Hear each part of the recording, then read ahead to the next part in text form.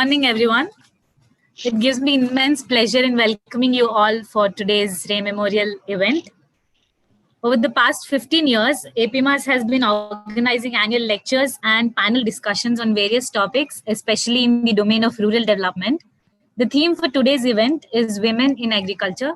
We have two eminent speakers here with us, Professor Kalpana Shastri and Mr. P.V. Satish, who will be discussing on the topic. Before we start the event, I would like to make a couple of announcements with regards to how we're going to conduct the event. I request all the participants to mute their microphone. And if you have any questions or comments, you can use the chat window and I'll be moderating it and I'll ask the speakers, whoever it is addressed to answer the questions. So now we'll start the event. I request Mr. C.S. Reddy to give floral tribute to late Smarajit Ray.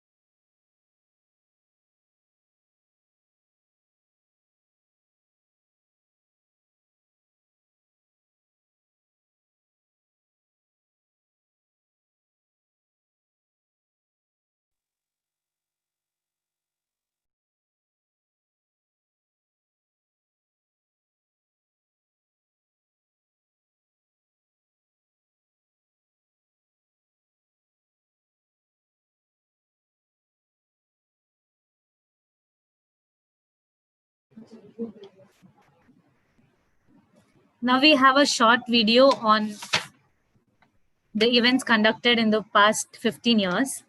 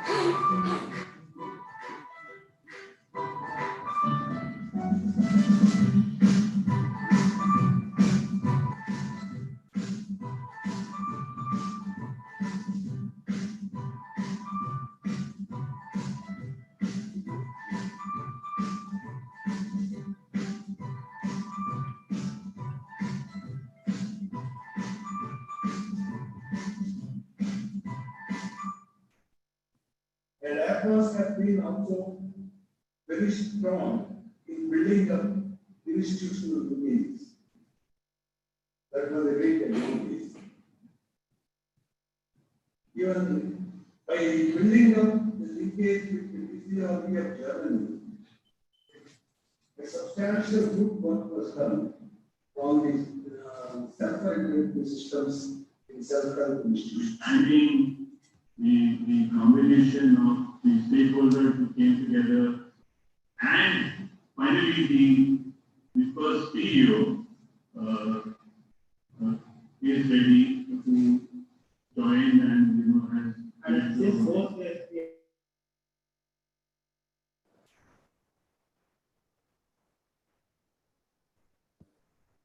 And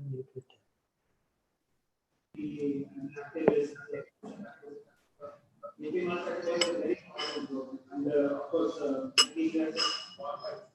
lots of solid. మనం కనపడతాం అప్పుడు video పంపిస్తాను, audio పెట్టాను. Video పెట్టి video కనపడట్లేదు. Stop video అని వస్తుంది.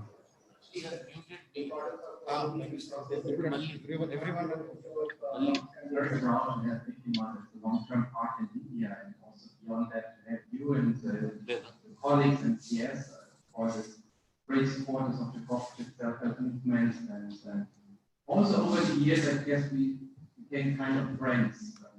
We have to say, we have a 12, 13-year-long partnership now developed, and I remember well back in the time, it was 2007 and 2008, when the cooperation between APMAS and EGB started. And at that time, APMAS actually was still a relatively young NGO, promoting especially women's self-help groups in Andhra Pradesh. But rapidly, APMAS gained a lot of credibility by successfully building up social capital through the strengthening of rural and urban self-help groups. And quite a success story in itself. And this impact provided an impetus to empower the poor and marginalized communities in several states.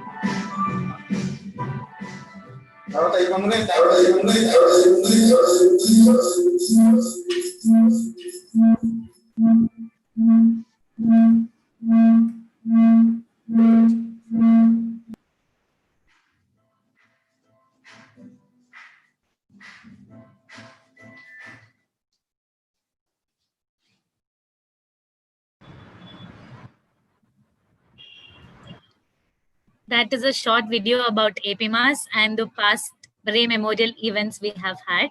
Thank you for watching. We have seen some comments from the participants saying the sound is poor. So for your reference, we'll upload this video to the YouTube channel and also on our APMAS website. You can watch it later. I thank all the participants once again for being here today, accepting our invitation. We'll now start the event. I request CS Reddy sir, CEO of APMAS, to give introductory remarks. Good morning to all of you. Particularly a very warm welcome to Satish and Kalpana ji for accepting to be speaking virtually today as part of the 11th event of Smarajit Ray Memorial Lecture. I'm really delighted that we have crossed the 100 mark, and I guess on the Zoom meeting we can't admit more than 100. Any of my AP Mass colleagues who are on this Zoom meeting, I request you to leave the Zoom meeting and go on YouTube live, because we do have it on live. So some of my AP Mass staff who are in the field, maybe Bihar, maybe Andhra, maybe Telangana, anywhere else, if you're able to vacate space, our invited participants from across the country and other parts of the world will be able to join the Zoom meeting. The live can still be watched on YouTube, and the link has been shared. And I will request Nivedita to share that link again on the chat so that you can copy paste and then join. So first and foremost, I would like to welcome all the founders, the board of directors of AP Mass, particularly Sri Kaki Madhav Rao Garu, the chairman of AP Mass, Mrs. Nandita Ray, and other board of directors, Mahapara Ali ji, Mohanay Garu. I'm sure many others are there, Savita ji. So this is, as I mentioned earlier, the 11th event as part of celebrating the life and work of late Sri Smarajit Ray. He was a wonderful human being. He was a friend of the civil society organizations in the country, and he did a tremendous amount of work on tribal development, rural development, watersheds, education. And you saw the kind of memorial events we had till now, where we had started with Dr. Y. Venugopal Reddy, former governor of Reserve Bank of India, talk about financial inclusion, to more recently Sri Ram, who spoke in the most recent event that happened last year on this whole interface between the civil society organizations and the government. I have known Mr. Ray for a long time, when he was still in service as Special Chief Secretary, Rural Development. And those days I was still working with CARE International. And every time I met him, one thing that kind of still fresh in my mind, he would say, CS, government is good at doing hardware, and the NGOs are good at doing software, social mobilization, demand generation, capacity building. So he said, any programs that you design, make sure that you focus on the software so that there are synergies that can be created. Mr. Ray, during his time in the service of the government, did tremendous amount of work in facilitating the government NGO partnerships.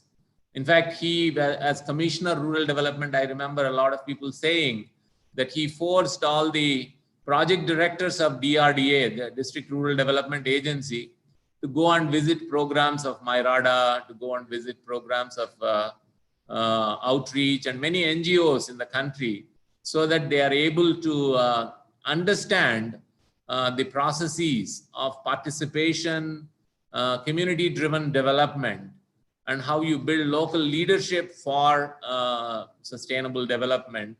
So I think he was, during his term in the service, was a champion of promoting participation, promoting partnerships, promoting sustainable development. And so all the topics that we have chosen in the past 10 plus years are very dear to his heart. Unfortunately, On the day that he passed away, he in fact, had his last breath in my hands, and Mrs. Ray and I were looking helplessly. So that image is still fresh in my mind. But what we have done in the past 15 years is to make sure that we remember him and we celebrate his work and life through the work that we do at APMAS and many organizations that he supported in Andhra Pradesh, Telangana, and across India. So I really feel privileged as the founder and CEO of APMAS, being involved in organizing the memorial events for late Sri Smarajit Ray. And I also want to thank all the board of directors of APMAS who have been so supportive and so wonderful in ensuring that we have these events in a continuous manner. So even during this pandemic, we have decided to have this memorial event, but virtually. Some of my colleagues are here physically following the social distance. So this event is pretty much the way we did our 19th anniversary celebrations, which was a combination of physical and virtual event. So again, I really want to thank all of you for joining, and particularly to Satish and Kalpana ji for accepting to speak today.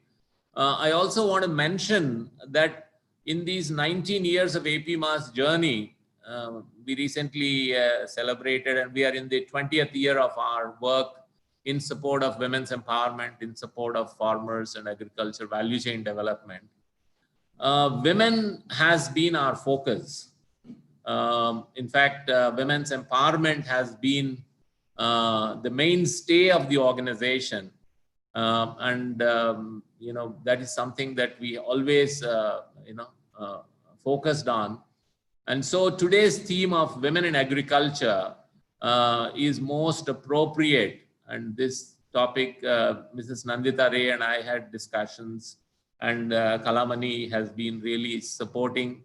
And within APMAS, while many of my colleagues have been championing the cause of women in agriculture in the past 10 years that we have been involved in agriculture, Kalamani has been providing the leadership. And so rightly so, she will be moderating today's memorial event.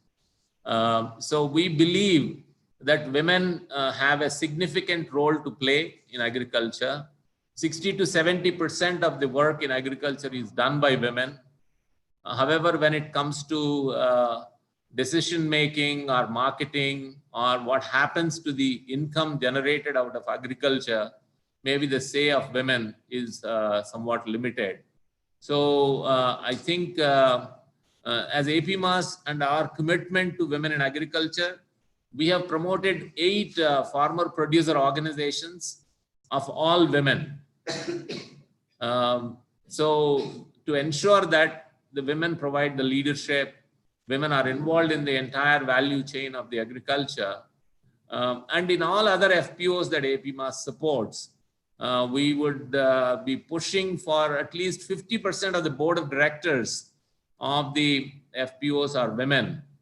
And we believe that with their experience learning from the 30 years of women's self-help group program in the country, the women are able to play a very pivotal role in agriculture value chains, and in facilitating the whole leadership of women in the farmer producer organizations. As you all know, today there is a huge amount of emphasis on farmer producer organizations. It has become now a center sector scheme of Government of India. There are already some 7,500 farmer producer organizations in the country, and another 10,000 are on the anvil. So I think APMAS deeply committed to play this role of mainstreaming women leadership, women's role in these farmers organizations, and in the process ensure that they have a critical role to play, not only just about doing all the work, but making decisions, and those funds or the income that comes out of these agriculture value chain development is also in the hands of the women for making decisions about their own health, their own well-being, and to support their family. So with those few words of welcome, and just to let you all know that how delighted I am to have this event happening, and how delighted I am about Satish and Kalpanaji speaking today. So a very warm welcome to all of you. Some of you who might have joined on this virtual meeting a bit late, welcome to all of you. Thanks for taking your time. I am sure you all will feel that this 2 hours is worthwhile in understanding and in thinking about how do we optimize the role of women in agriculture and agriculture value chain development. Thank you very much. Thank you, Reddy sir, for setting the tone of the event today. Now I request Sri K. Madhavrao sir, retired IAS, to give presidential remarks.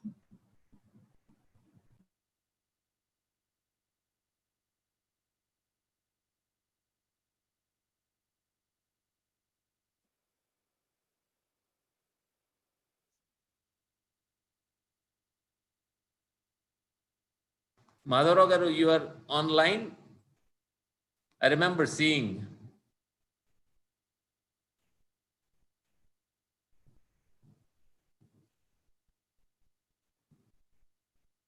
Mr. Madhavrao.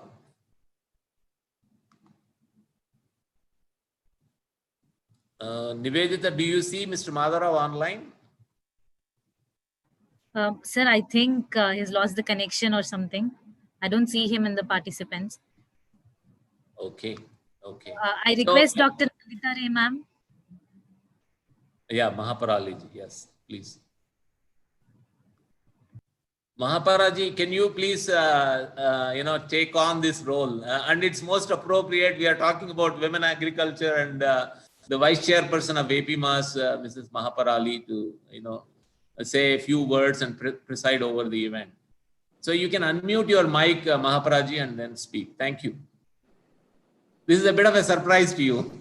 Yes, I know. Absolute surprise, but thank you very much. I have been with APMAS for a few years now, and I have found it to be singularly rewarding, not merely as a lady, as a woman, because I see so much work being done with women, but also in a hitherto in a sector where there hasn't been enough attention given.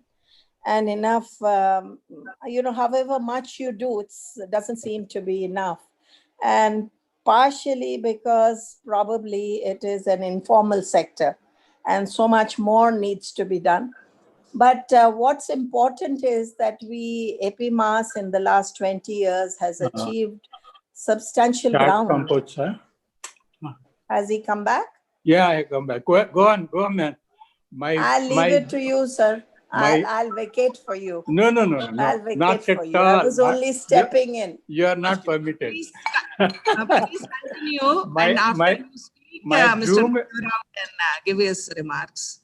My Zoom has hibernated. Just 5 minutes I'll take. Yeah. No, or less. So I think it's significant contribution which APMAS has done, because it's not only that it's working in a sector which needs a lot of work, but what I find remarkable in these years that I've been with APMAS is that it is getting recognized in the field nationally and internationally. And governments are asking for, involvement in policy from APMAS. A lot of the credit, of course, most of it, in fact, goes to C.S. Reddy, who's driving the organization. All of us in the board just try to give whatever support we can. But it's tremendous work. And even in COVID, in the middle of COVID, the amount of work, not only in terms of relief, but also in terms of helping those women to, to continue with their livelihood. That tomato value chain was something fantastic. I don't think you'll find another such, initiative anywhere in India, or maybe very few, even if you do.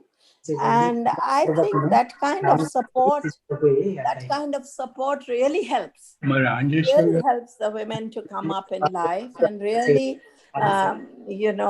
it underlines the work that is being done by AP Mas.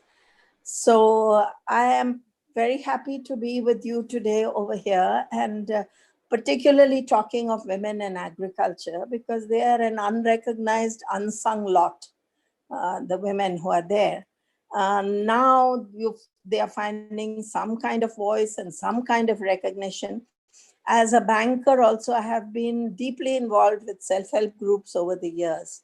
And I have found that they are a very important group of people, not only in terms of livelihood creation and whatever they are doing in this field, but I also find that they think very deeply, and that has never been recognized. So today, if we are moving towards recognizing their contribution, as a woman and as a board member of AP Mas, it gives me tremendous satisfaction. So let me get on with this lecture. I do not want to give speeches. I will request Madhav Rao ji to continue. Thank you very much and all the very best. It's a fantastic event, a yearly lecture on topics of relevance. Thank you. Thank you, Mahaparaji. Mr. Madhav Rao, I think you have to unmute.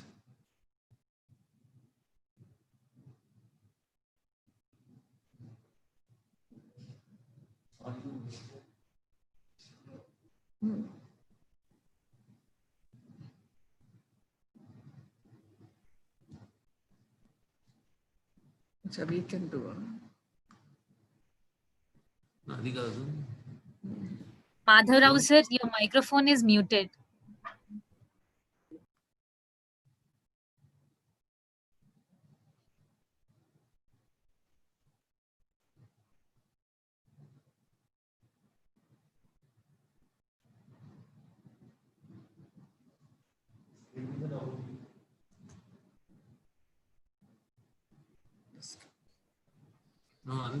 You got me? You got me? Yes, sir. Hello? You got me? Yes, we can hear you. I seem to be in a disappearing figure today. I have had so many Zooms, but this is the first time I'm having this experience. You see, it got disconnected when I tried to invite myself. Now, the kind lady who was the administrator refused to accept my link. And now again, something went wrong. Okay, now sorry for all this mess. My welcome to all my founder members and present members of the board. Probably a few weeks back, we had that 19th year function, and then I sort of called it as the Founders Day function, because AP Mas is there because of the founder. And the background of how AP Mas came into being was very nicely explained by Mr. Vijay Mahajan, who was one of the, well, normally you have one central pillar, but in the case of AP Mas, there seems to be more than one central pillar. That is, in a village we have now, since we deal with the mostly rural women, though we later on started extending to the slum dweller women, sort of women groups. There is an expression called Rendu Nittavla Illu. It means a hut is supported by two poles. Normally, for a smaller house, it's one pole. But if it's a bigger house, you'll have two poles supporting, and the roof rests on the sides on the mud wall or the concrete, the brick wall, whatever. So I draw that parallel and say that for Epimas, we have a two-poled hut. And one pillar is Mr. Vijay Mahajan, the other pillar is Mr. C.S. Reddy. And many more others about which Mr. Vijay Mahajan would be the best authority to recapitulate what he said in our 19th year completion day. I would request him to chip in now. And before I disappear again from the Zoom, I would like Mr. Vijay Mahajan to come in. And before that, again, there will be several befores for me. I welcome the speakers, the two speakers, Kalpana ji and Satish ji. Thank you for sort of participating on this occasion. CS told about the person and personality of Mr. Ray. Now, I had the fortune of being associated with him in the government. And the one person who always looked for working in rural areas in the entire government of Andhra Pradesh during my service and later also is one Mr. Ray and the other is Mr. K. Raj again, who is one of the founding members who is must be. Is he joining us, the CS? K. Raju? లేదండి. No, he's not there. Okay. Now, these are the people who will say that don't give me another job except rural development. And sadly, most of my colleagues would say that give me anything about social welfare and rural development. That explains in one word what Mr. Ray stands for. He stands for empowerment of the poor. And particularly the women group is something which was his favorite area of work. Now, that's Mr. Ray, and much more has been said by CS. I won't repeat that. He's a wonderful human being. He is more of a human being than an IAS officer, and that's a rare quality. We feel we are IAS officers all the time, but rarely feel that we are human beings who have a duty to other fellow human beings. He's one of those rare persons. Now, can I request Mr. Vijay Mahajan to join in? Yes, sir, I'm here. Please. Thank you, Sri Madhura, Mapraji, Nandita ji, CS, other members of the board of AP Maths and colleagues from AP Maths and all the other participants. It's wonderful that we are able to continue this tradition of an annual conversation or lecture in the memory of Smarajit Saab. I had actually met him long before I moved to Hyderabad. Coincidentally, when he was posted as Joint Secretary in Ministry of Rural Development in Delhi in 1983, I think that's when I met him the first time, and I've stayed with him, in touch with him throughout. It's for me, it's especially special memory and special privilege to be here. But another very important contact with Smarajit Saab was that he, in a sense, was the person who made PRA become a proper Indian technique. Although Robert Chambers is the one who used to already have something called rapid rural appraisal. But Smarajit used to know the Mairada people, and particularly my colleague Jimmy Mascarenas was a Pradhan colleague based in Mairada.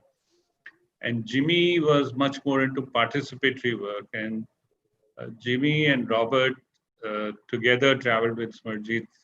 I can't recall where, somewhere in Anandpur district. And when they came back, PRA was born.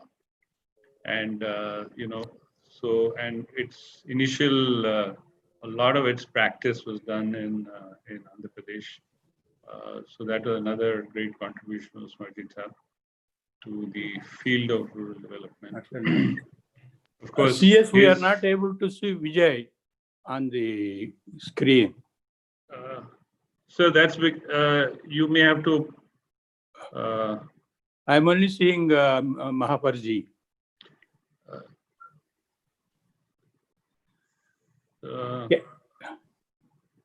If you okay, just carry on then. Carry on. Go at least if you click on gallery view, then you'll get everybody.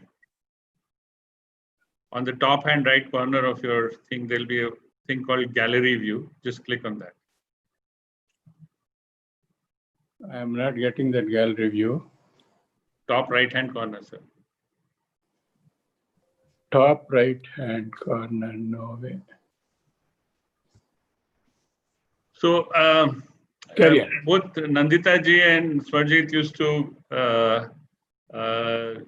have connection with Timbuktu, the Timbuktu collective. And so they were, even in their personal capacity, very rooted to what was happening on the ground. And, the Timbuktu collective is full of remarkable activists who have lived and worked in that small watershed for a long time and have seen its transformation.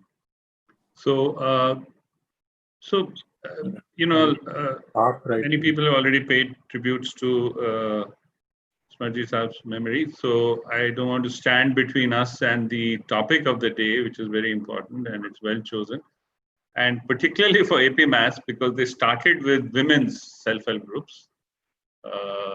99% of the self-help groups are women's self-help groups.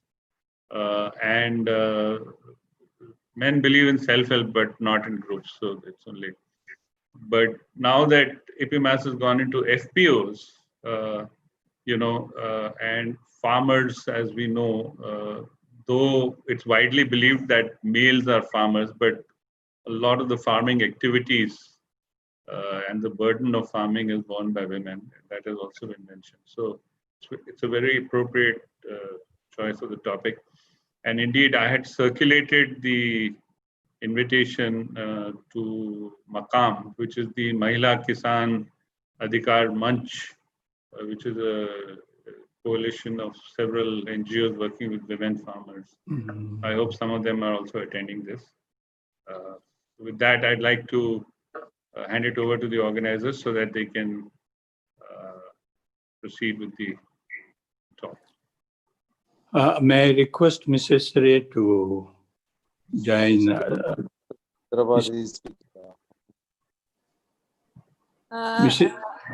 Good morning, everyone. Unfortunately, can you hear me? Yeah, we are able to hear you. Because there's a upstairs apartment has chosen this moment to do some drilling upstairs. They're villains. I'm very sorry about that. Hope you will be interrupted from time to time, I'm afraid. So I would first of all like to thank AP Maths and all of you as well for keeping alive my late husband Smarajit Ray's memory. Honoring his commitment to the cause of rural development. And a commitment which he shares with AP Maths, of which he was also a founder. Now, this happens to be a very auspicious year for AP Maths. as it starts its 20th year of existence.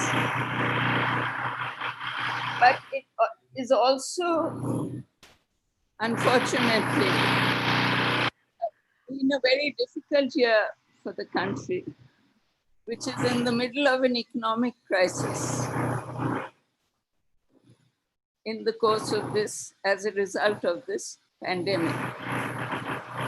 The consequence of this has been that the economy has plunged by more than 22%. But the silver lining is that agriculture has actually grown by more than 3%. And it's probably the only sector which has done. And unlike a lot of others, APMAS has used its strengths to pursue its objectives and goals further and strengthen itself to deliver to those very organizations that it has been promoting, including that of the farmer producer organizations. So it has, in fact, helped them to find new markets for their produce and also to move a lot of their products, which farmers have found very difficult during this period. And just as our vice chairperson of APMAS said, that they have done sterling work with the tomato value chain. Now, the notable feature of their work with farmer producer organizations is to develop the role of women in these organizations, that they have a very strong women's membership, and they have made sure that they have developed some organizations which are exclusively for women. So of these, there are some 8 of them out of 37 altogether that this has been done for. And a lot of women in them have made their mark on the job. So today's panel discussion is on women in agriculture. That is long overdue, in my opinion, because anyone who has looked at the literature on rural poverty over the years, and since a long time, have known that there's a concentration of poverty amongst the rural women, the most vulnerable amongst the rural population. And these women, a large number of whom are engaged in agriculture, both on their lands belonging to the family and as hired agricultural laborers. But as was said earlier, that 75% of the agriculture work is actually done by women. But they have not got recognition as farmers. And the reasons for this is really difficult to explain, because it is something which is known, but nevertheless, it has not been really got the attention that it deserves.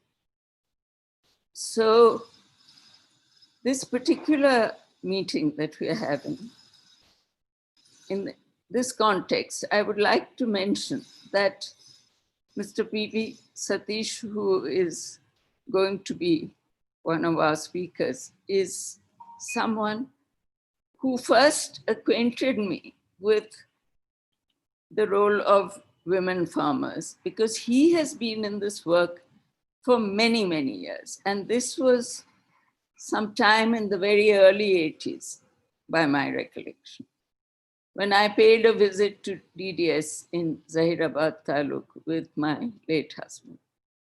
It was before even I had thought of rural poverty at all. So it is very significant, and I'm very happy that today he has agreed to join us and tell us of his long experience in this particular field.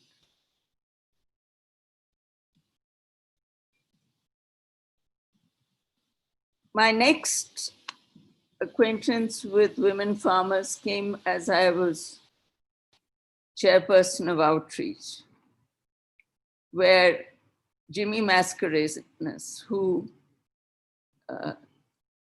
Vijay Mahajan just mentioned, had a very innovative approach through the SHGs in the Madnapalli district to have women's farmers service centers set up through the SHGs. And they did provide services in the form of bulk buying, sometimes arranging even labor contracts and so on, and certain services. But by and large, the SHG movement, which has been the central policy for the empowerment of women in the rural areas, has not really dealt much with the issue of women in agriculture. And it is high time for this to happen. And it has already started. I'm told that in the last 5 years, this program has taken off. And in this context, I'm very happy that Dr. Kalpana Shastri, a distinguished scientist, is going to tell us about her work with innovation and training for bringing women into closer touch with the services of which they have not really been the target so far. AP Mass itself has done substantial work in this, in devising special extension and capabilities development for both men and women, so that they take cognizance of the problems of women in farming and also give them the know-how to make them productively more efficient and give them access to markets. And I'm sure we have a lot to learn from her as well. So I will let our speakers now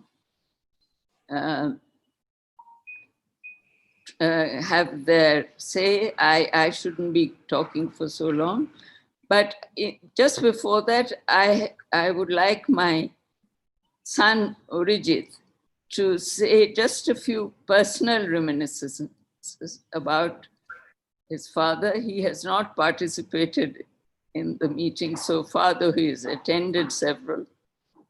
And normally I do this thing about Smarajit's commitment to development, but this time I have given that a pass. Thank you very much. And I will leave him the floor.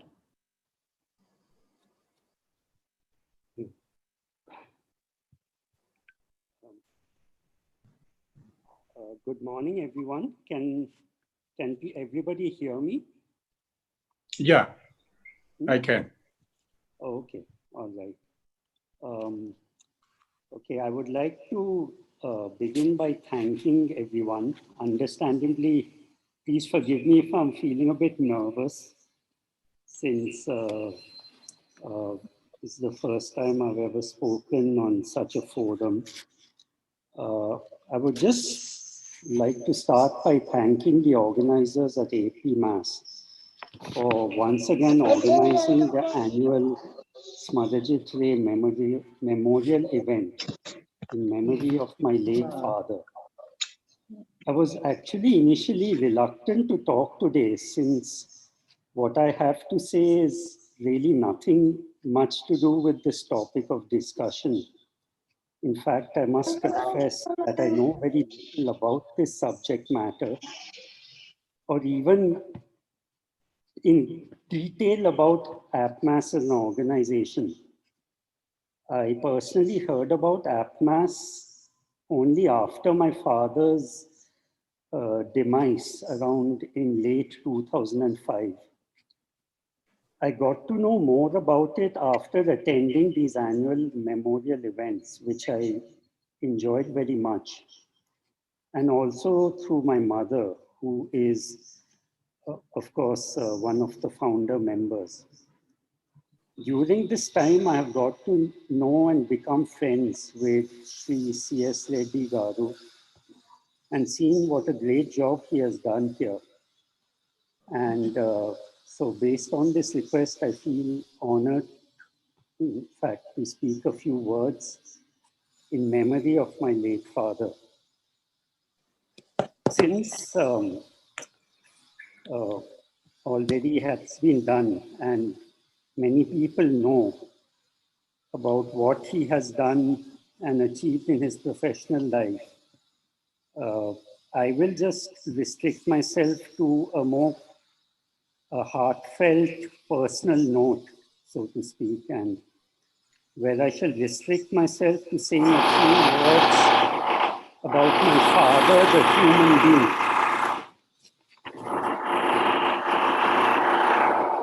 I would also just make another confession in that I was. Hello, can you hear me? There's a lot of drilling. Okay, just wait a minute. Okay. Please go ahead. Sorry, can you hear me now? I can hear you.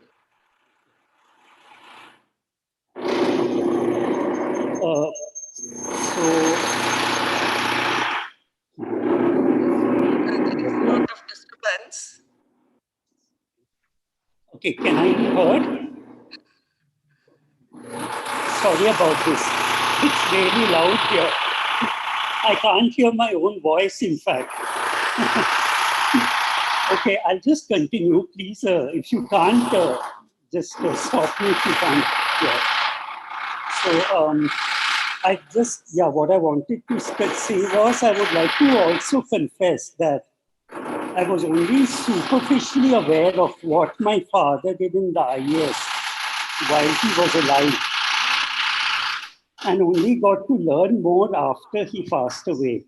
You know, we were both very different people, different interests and personality. My interest was in the sciences and mathematics, while my father studied sociology and political science in college.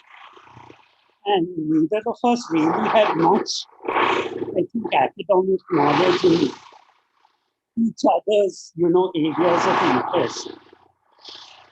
I was an introvert, shy, socially awkward, quite academically oriented, and mostly preferring my own company, whereas my father was very much more social, a gregarious person, genuinely interested in other people, and very much up to date with the news of the world around and everything about him. For me, I guess my lack of sufficient inquisitiveness in things like politics, world affairs, and other people meant that it was quite natural that the world of the IAS was never going to be my cup of tea. So my father probably realized it, and he did not talk to me too much about what he did. One of the few occasions where I remember we did interact was when I was a student in Vishivali school. I was in Vishivali school, and the school used to also manage a few of the rural schools around. And as a project, I remember once volunteering and going to these rural schools and doing some work there, like water management, learning a little bit about rudimentaries about water harvesting, something about organic farming, permaculture, things like that. And, sharing that with my father, and we had quite an enjoyable chat about that. So, so that was one of the few occasions, I would say, where we did interact on these issues of common interest.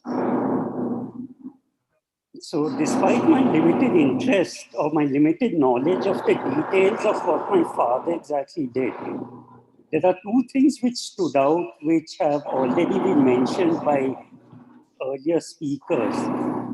I was able to observe these firsthand, and which made me realize what a special person and how different my father was from maybe many others in his profession.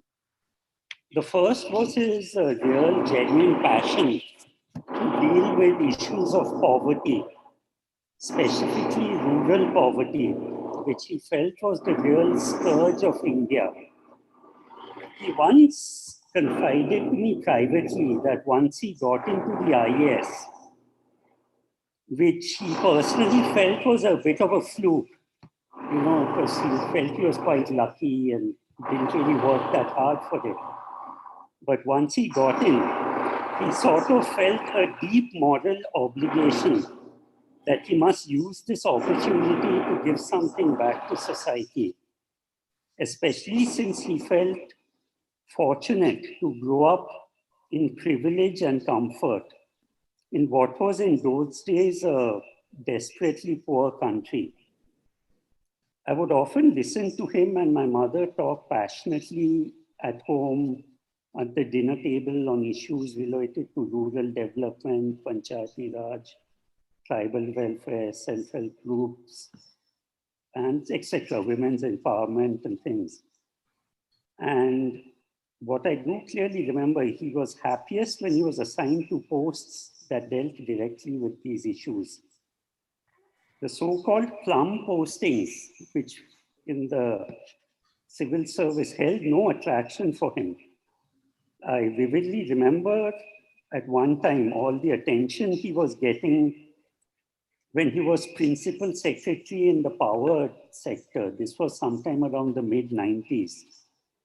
And during that time, I saw all the perks which went into it, all this, lots of foreign travel,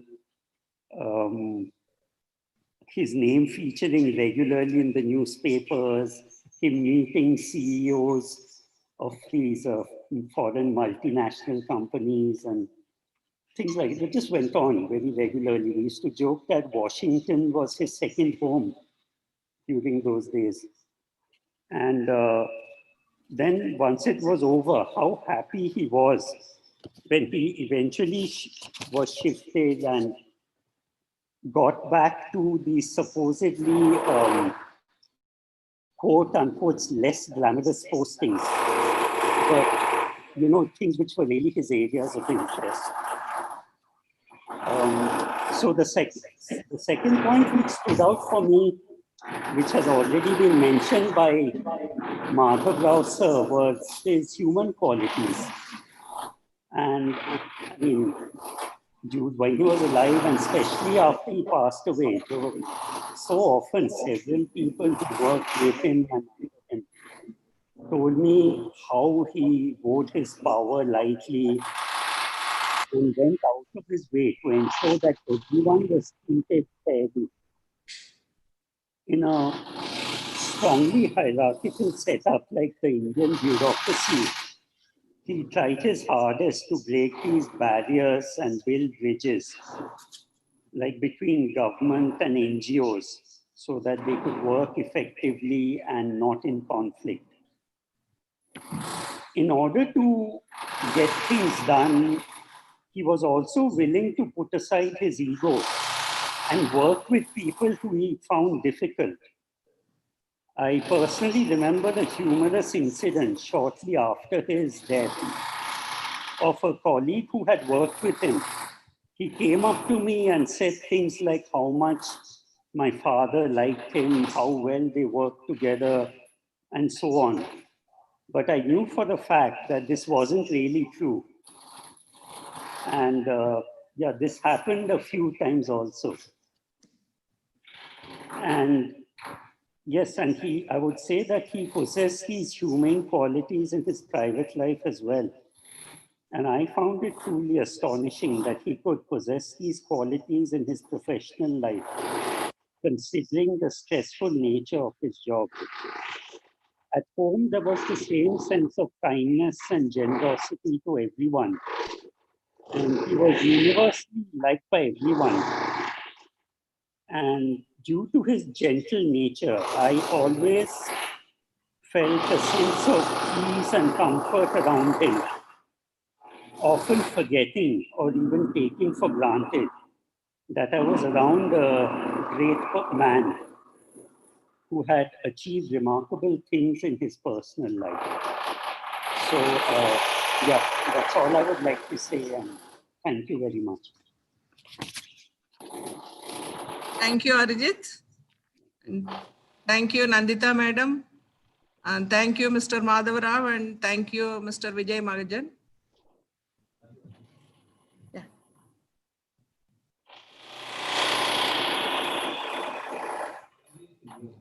Arijit, can you mute your mic?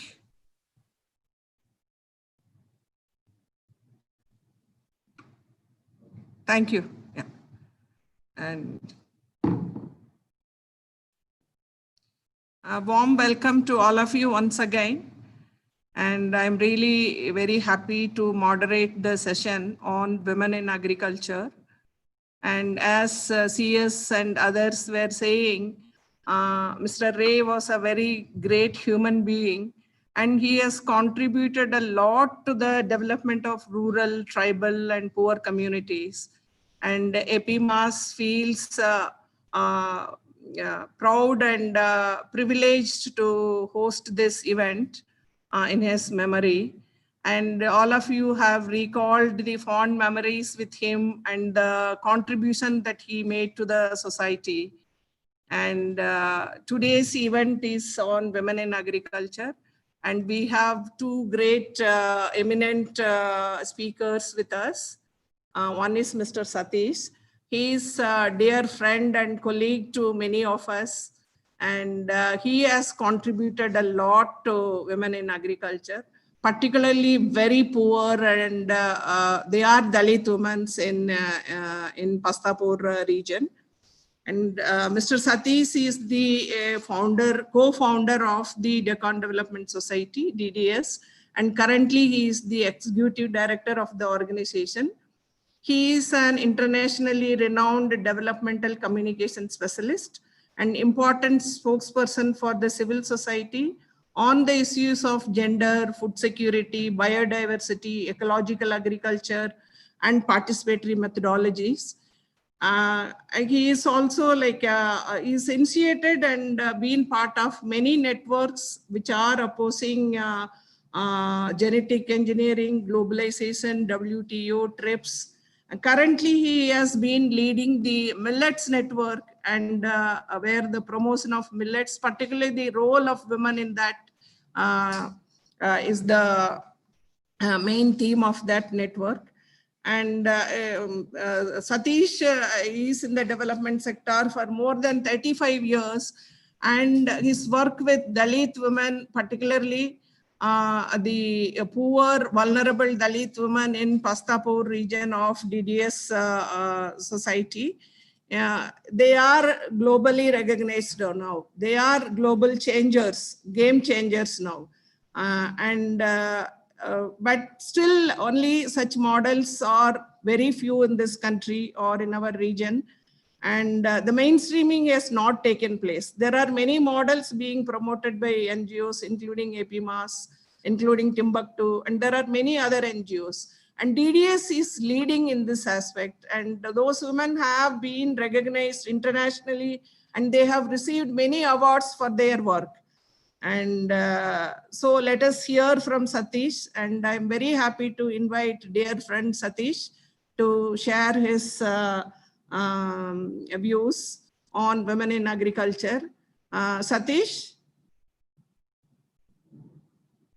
Satish?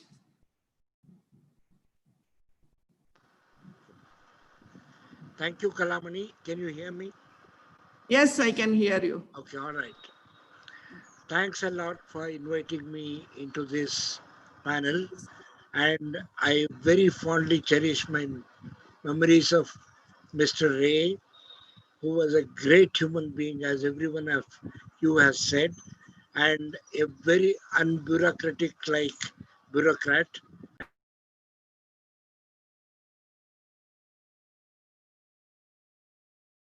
And someone who could lead the society to a kinder and more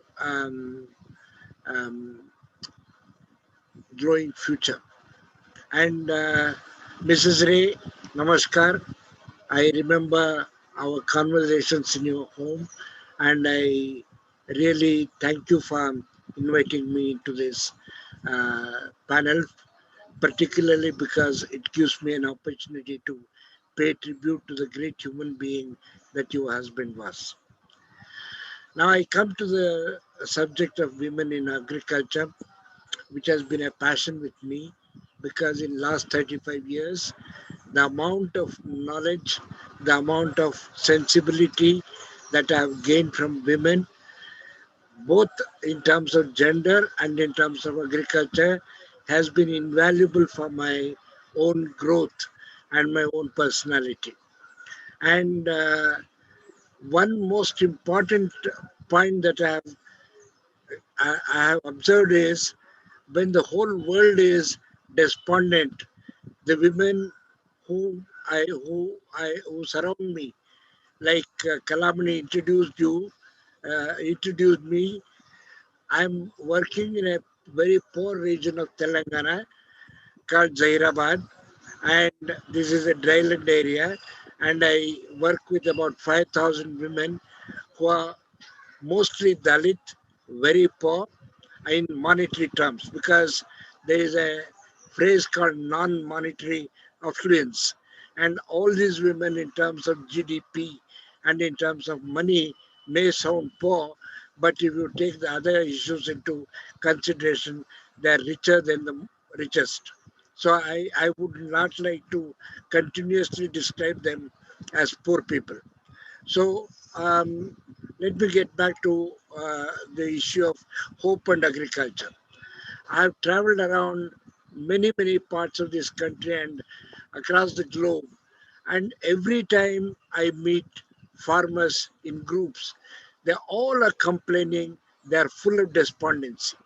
But when I sit with the women of Deccan Development Society, I never hear any uh, despondency in their voices or in their arguments. They're constantly radiating hope. And I think this is what women who are truly in agriculture represent, the hope that agriculture can give when it is properly gendered. And that is what I think I would like to stress. Maybe I'm a little maybe politically incorrect in the sense that I don't approve of FPOs, I don't approve of value chains, I don't approve of market, etc., etc. But there are my personal views. You don't have to take it seriously. but what I believe is a central, very fundamental cosmovision which the women represent. Let me give you one example. Like, for example, the very term weed in agriculture is not a weed for them. And when we, many years ago, decades ago, when we first talked to them about weeding and roguing crops, etc., they said, what's a weed? Every weed is either a food for us or for animals, or it's a medicinal plant for somebody else. So why do we call them weeds? Why do we kill life which is present in them? So this is what I call is symbolic of the cosmovision of the women. They look at life in everything, and that life is represented in the way they look at agriculture. They never refer to earth as soil, as something that grows crops only. For them, earth is Mother Earth, and this is reflected in many other cultures, like the Peruvian, the Andes culture calls them Pachamama, and we call them Bhutali here, and Mother Earth is a part of the English lingo. So Earth as mother is where the whole way of looking at agriculture starts from women. And if they do look at the whole cycle of agriculture as a way of a mother giving birth to a child. And every phrase that they use at every point of time, whether the crop is podding, or whether the crop is flowering, or whether the crop is about to be harvested, they use terms which exactly represent the human cycle of reproduction. And if you look at the way that agriculture becomes life here and represents life in all its forms, it becomes very fascinating for you. And the other way of looking at women's agriculture is the multidimensionality of their agriculture. They don't have just one thing to do. Their agriculture gives us secure food, secure nutrition, secure environment, secure fodder, and so many other kinds of securities, so that the mainstream government, the mainstream agricultural scientists who are caught up in the terms of food security, they have to liberate themselves out of this and look at the multiple securities that the women speak of, and the way they embrace more than one vision in their understanding of why agriculture is multifunctional. And multifunctionality of agriculture is a famous and very favorite phrase of the FAO itself. And to understand that multifunctionality, I think we must come to women and find out what they're talking about. And they have their agriculture has focused on not only production in terms of quantity, but production in terms of quality. Therefore, nutrition is a very important part of their agricultural thinking. And after long years of going around and floundering on the path, India has finally started looking at nutrition as the most important part of our food system. And we are today talking about nutrition-based agriculture, nutrition-based food policies. And very recently, just about 2 or 3 days ago, I read a paper from Oliver D. Schultz, who was the former representative of the European Union, a rapporteur for European Union. He says that the whole world must move from thinking about food to nutrition. Sorry, did someone say something? Okay, so and this is what the women have done long ago. They have looked at nutrition as the most important component. And similarly, they have not looked at only grain production as the essence of agriculture. And when we are talking about the productivity of land or productivity in terms of crops, we are only talking about how many quintals of grain per acre that we have got it. No, this is not the way you look at agriculture. Sorry, women would say. They would say that this land produces some grains for me, some energy for me, some fodder for me, some other things for me, and keeps the fertility intact. And also, another most important term that they have come up with is uncultivated foods, something which the DDS had the fortune to pioneer many, many years ago, that there is cultivated food and there is uncultivated food. When you are cultivating food, if you look at the soil carefully and if you work in harmony with the soil and if you respect Mother Earth, then the Mother Earth will also give you other things which you don't have even to cultivate. And the greatness of the uncultivated food is that most of the time the uncultivated foods are more and more nutritious than the cultivated foods. This is a proven thing, even according to National Institute of Nutrition. And therefore, what is called in other terms as wild greens or weeds, etc., they have become uncultivated foods for the women, and that is what keeps their nutrition intact and their health intact. Therefore, many things that we need to learn from women. That's why I feel very uncomfortable when a word like empowering women is used. I don't think we can empower women. The only thing we can do is to get empowered by women.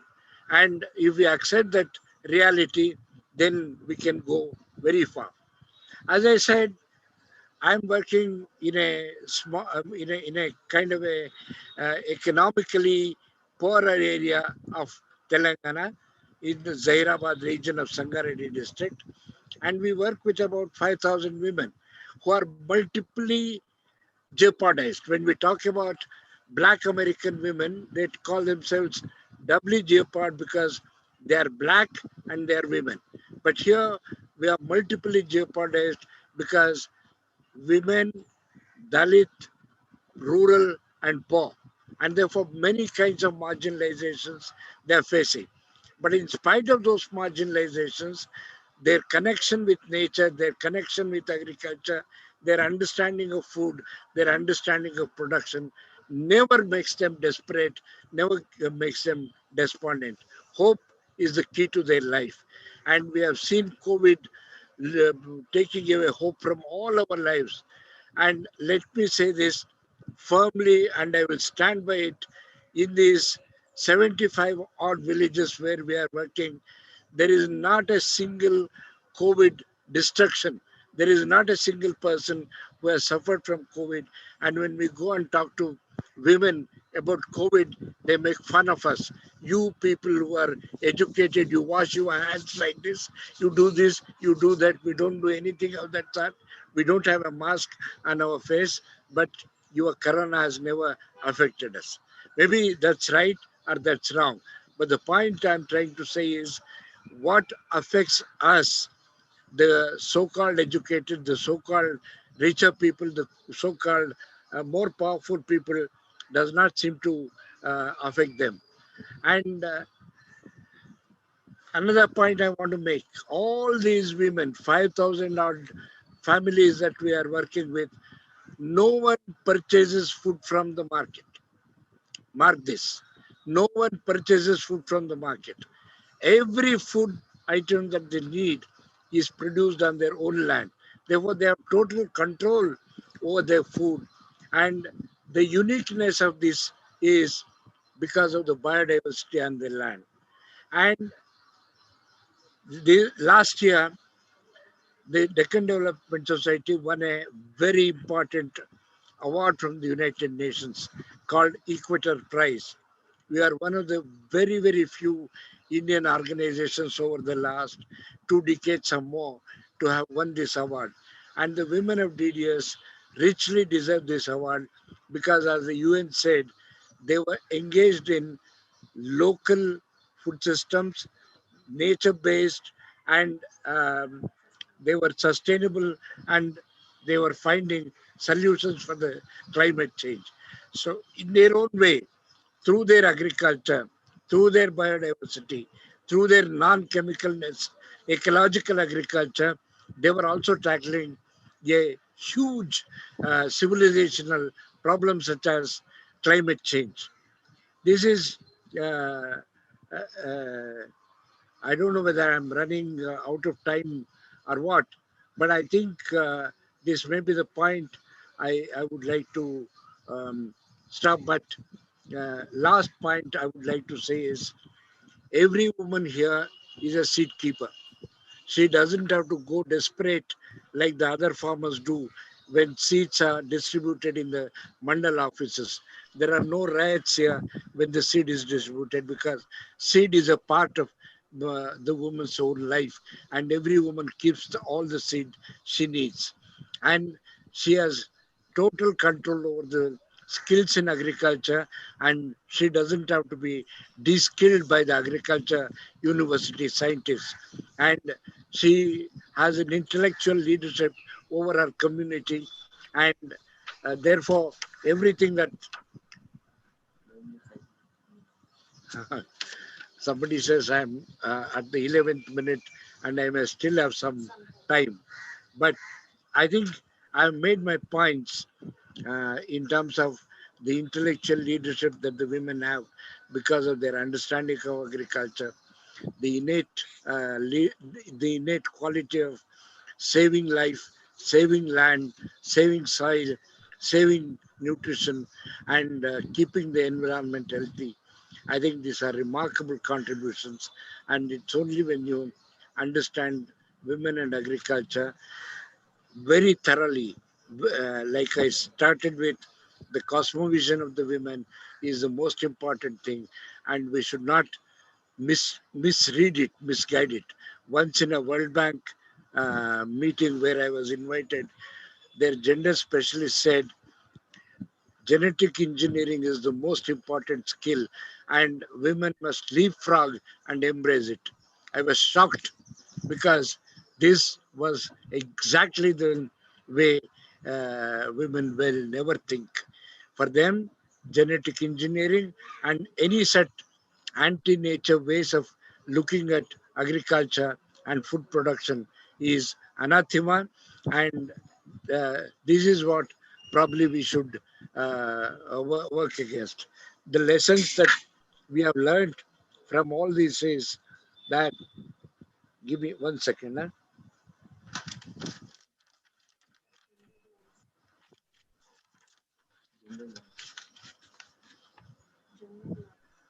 Yeah.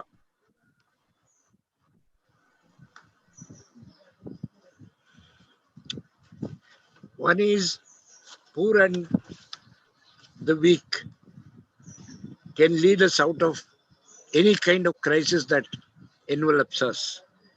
Their knowledge, particularly of the women, particularly of the poorer women, is strong and life affirming. And it is expressed in their own ecological farming systems, this knowledge that they have gained over centuries. And as against it, globalized agriculture is a looming disaster. The government policies, therefore, must prevent this disaster by being firmly enabling the small farmers and the women. Farming, therefore, must be led by women's perspectives, and local farming systems must be respected, strengthened, and supported through um, through enabling agricultural policies. This is what we would like to present as some of the lessons for uh, organizations such as APMAS, because you are working at the policy level, and we are walkouts from the policy frameworking groups, etc. We don't want to be engaging with them. And once again, my thanks to Mrs. Ray. Namaskar, madam. And any opportunity to pay tribute to Mr. Ray, such a wonderful human being, such a great person, is always a pleasure. And thanks for inviting me. Bye. Thank you, Satish. Yeah. And it's really very wonderful session. And it's really an eye-opening for most of us here to realize that we are getting empowered by women and the poor. It's not that we are empowering them. I think this perspective is very, very essential for everyone, particularly for the civil society organizations who are mostly working with the poor and the marginalized communities. This perspective, I think, shall be non-negotiable. And as you said, yes, women are the preservers of the nature and of the different natural resources. And they are passionate about agriculture. They don't want to commercialize agriculture. And there is no one need to provide skills. They have a lot of skills. And we need to unlearn our thinking, de-learn our thinking and learn from them more. And if we do that, definitely women in agriculture, whatever the experience the DDS has today showcased, shall be mainstreamed. And for mainstreaming, how do we influence the policies? No, there are a lot of constraints for women, even at the entry level, participation level. Today, it's a fact and we cannot avoid, FPOs are being promoted throughout the country. And that is going to be there. A lot of former institutions will be promoted in thousands. And how do women get their entry, their participation, their leadership across the value chain? That is really a matter of concern. But if we think from the perspective that you spoke, I think it would be really possible to get the women into the value chain, into across the various aspects of agriculture.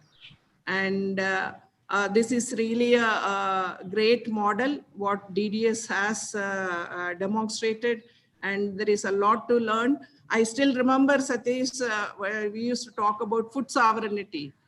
And no, that is very, very important. And we need to take such ideas and such perspectives forward. And there are no words to thank you, Satish. And we hope we all will continue to get insights from your ideas and also from the work that DDS has demonstrated. And thank you very much. And maybe at the end, there may be. Yes, Satish? Can I request for 1 minute? Yeah. Yeah, I mean, that's in response to the issue of FPO. Why I said I'm against FPO is all of us, including the organizations with which you worked and others, we all have the older model of Sangams, where women sit around and all of them are equal to each other. There is no president, there is no vice president, there is no secretary, there is no hierarchical ways of looking at it. FPO is a World Bank promoted kind of model, which is purely corporate model.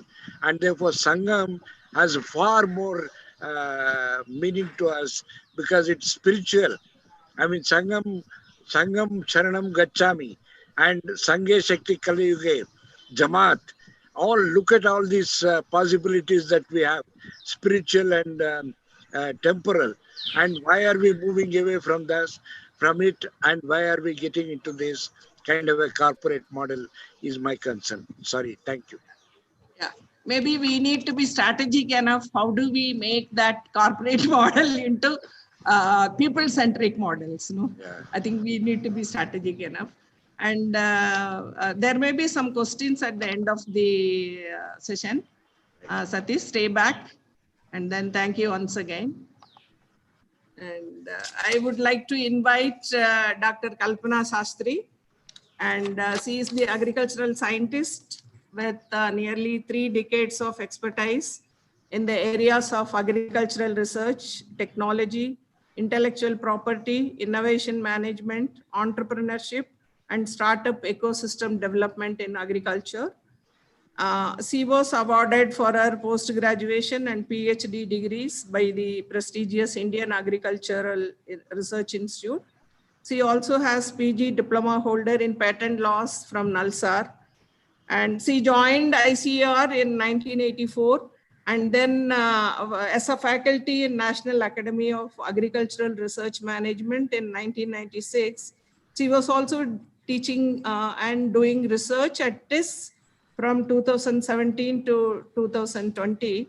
Currently, she is leading the team at Center for Innovation and Agri-Entrepreneurship at Professor Jaishankar, Telangana State Agricultural University.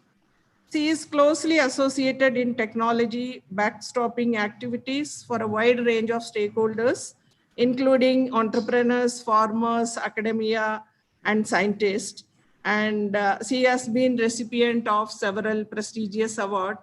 And I am happy to invite Dr. Kalpana Sastry. Yeah. Yeah, and maybe we would like to hear from you the other side of the coin. When we talk about agriculture, we always talk about women involved in agriculture, women doing agriculture, but women are in other areas, like as in the departments, as researchers, as scientists.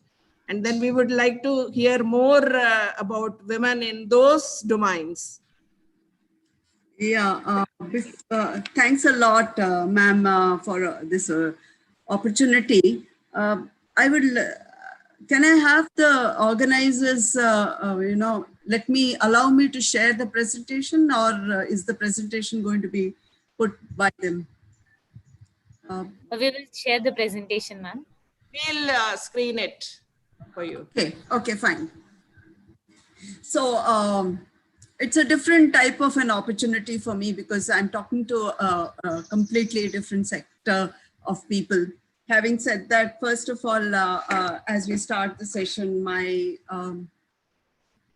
sincere thanks to the organizers, AP Mass, for inviting me. I never thought I would be at my end talking to people in the developmental sector. And I really consider it a privilege for myself. I would also want to place on record my, respects to to Mr. Ray. I must admit I have not met him personally, but believe me, I have heard about him as quite a lot about his work. And this opportunity to talk to you has also enriched me because I could actually understand and hear from Madam Nandita and his son about his personality. It just adds, and thanks for this. I am, yes, a scientist who has been in agriculture sector for a long time. In different facets, I have been a researcher in the lab first, and then slowly groomed myself into a person who was associated with, finally developing strong portfolios of technologies which are generated at the ground level also, as well as technologies which are made by others in the lab, and how do we actually mainstream them into the system. So it's been a very interesting journey for me, personally also, to see both sides. Yes, I've had the privilege of being with Mr. Satish on several panels in the past, and we've had occasions where we had to represent both the sides. But at the end of the thing, we did come midstream and say, yes, let's go in this way. So with this background, I just thought I took the liberty of even putting it as my title as Emerging Challenges for Women in Agriculture. Can I have the next slide? Yeah. So I was just captivated when I was actually getting ready for this session. And I thought this is a pretty ideal thing of women in agriculture right now. We've been doing farming for ages. Everybody has been doing. My mother-in-law, I'm doing, my daughter. But what I really need, and that's the voice, which is an identity of our own, and something which was also reflected by Mr. Satish early. They have an identity. We just need to bring this out, is the voice which is coming out across the country. Can I have the next? So, you know, these voices have been heard right from, if you really take as any benchmark as the 70 years plus post-independence, primarily because, and it has come through different phases at the policy level and at the implementation levels too. But today, when you're looking at women in agriculture, I would say you're looking at a different woman as compared to what you were seeing earlier in the, 70 years back. Yes, farmers or even all the people engaged in agriculture are associated with many menial drudgery type of jobs like sowings and harvesting. And the access to some of the resources which they need beyond what they have. They may have the seed, but certain other resources would definitely be, the access has always been a problem. And it is this gender gap probably everybody has been voicing over the years to close. Can I have the next one? Yeah, if you go by a scientist as me, will always talk about statistics. Yes, we women constitute 33% of the labor force and 40, out of which, I mean, significantly, they do all sort of labor, part of all the social schemes which are going around, but also many of them, interestingly, and this is a very recent data, say some of them are self-employed farmers. So that means it's a formidable workforce which cannot be ignored, but needs to be supported. And let's see how, can I have the next one? So how did we do? What were the past efforts? It's been important to bring out that from policy to implementation, women working in agriculture, mainstreaming them, as we say, is well recognized. It's a fact which all of us have been talking for the past few, 1 or 2 hours also here. I would say in these changed circumstances of agriculture, what I studied as a student of agriculture and what I am studying after getting myself de-learning and relearning process, there is a change in the way we look at agriculture. But it's not that we are starting something new. We are actually starting, we're just trying a lot of discrete efforts, including what has happened in Bastapur. There are small pockets of successes happened over these last, and particularly last 2 decades, if you see, there have been very interesting happenings at a very fast pace, even in the ag sector. I think one of the most important is this migration which has happened. It has brought a significant change in the work most women in agriculture perform. Suddenly, you realize they're not only coping with the household work, but they have to be at the center stage, as I say, next one. Next slide. And the sudden, yeah, no, the previous one. So these, and along the side, agriculture is not what was there even in the early 70s when we had faced, famines and all. It's a new dynamic system which is emerging. You suddenly find there is a need for a bit of mechanization, and we need that mechanization. So we need certain people, certain equipment which would be more gender friendly. We have in our own formal system several institutes now working, and over the years, I could say that they have brought out, after understanding what would be the need. You also have suddenly a lot of climate adaptation strategies which the women farmers, the women who are invisibly coming into the center stage have to take. They have to become suddenly take crucial decisions during a practice when they're doing. We also have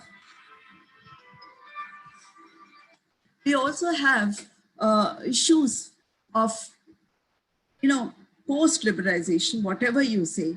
Agriculture is part of enterprise. It's part of business. It's no more, it continues to be sustenance, but it is something more than that. It is also a creator of livelihoods. And can I have the next one? With all these changes in agriculture, and there has been a silent takeover, as I say, by the women who are engaged. They continue to be the default homemakers. And it's a very funny paranoid situation. In agriculture, somehow, traditionally, backyard poultry, animal husbandry, fish rearing, all these are continued to be tasks which women are engaged with. So they continue to do that, which is definitely much more, animal husbandry activity is definitely a task which involves a lot of time and energy and drudgery too. They continue to be part of the labor force in farms. Suddenly they have become cultivators, and of recently, some of them are even turning into entrepreneurs. So what are we now coming over? It is a silent takeover which has led to some redefining the role of the women in agriculture. Suddenly you find they are, which is they can dominate every sector and every level of the agriculture. They have to become more mobile socially as well as physically right in the set of operations. Next one. So I think the current way of looking is from a person who was just carrying something behind her husband in the farms, or being part of traditional jobs of, taking part in rice transplantation, or they've suddenly gone to higher level works of, being part of groups for harvesting and rich harvests. They're definitely going into and moving into the center stage of farm action. And that's something I would give credit to women by nature. And not talking about women farmers also, because I recognize apart from this, there is another sector of women involved in different levels of value chain in agriculture. Yes, it is a new word which is now crept in, but value chain is adding value at every level of the farm, which is going from the farm to the markets and the produce which is reaching the consumer, many of us included too. Next one. Now I'll just spend a little time on some of the individual work efforts of some of the women who are in the center stage, as I said, who can be understood as some ideal role models without any other help they have been doing because of their own efforts. Next one. I'm talking about a grassroots innovator like Mrs. Santosh, who is now, of course, again, you can see her taking her award from the late President, Mr. Mukherjee. Very interesting, grassroots innovator who, by her own default, she is a farmer looking at vegetables, had an acumen to understand that using simple techniques, which we in classical terms call as plant breeding, has led to identifying carrots which are not deforked, which are long, which are succulent, and which can be produced as seed. Today, she is in a position, an illiterate person, in a position to come and advise on organic seed production using the resources in her own farm. This is innovation, I would say, at farm itself by a woman who belongs to a society where probably she had all the problems of actually reaching and talking to them. Next one. Next one. The previous one, sorry. I'm also brought in two examples of Josephine, who today is popularly in the literature, and I had a, all these examples I'm telling you out of my own personal interaction with them. A young person, a person who is now into the helm of honeybee business now, decides only to sell to the domestic markets, yes. Had a benefit of a small skill training in a KVK near her house. Out of compulsion, went into this, and today she is up. It's really interesting to talk to her, how she has built her business and has about 35 types of honey which are being brought out from her industry. It is only a little bit of lift she got as a part of a small training she underwent out of her own interest, and had to take it up because of family circumstances.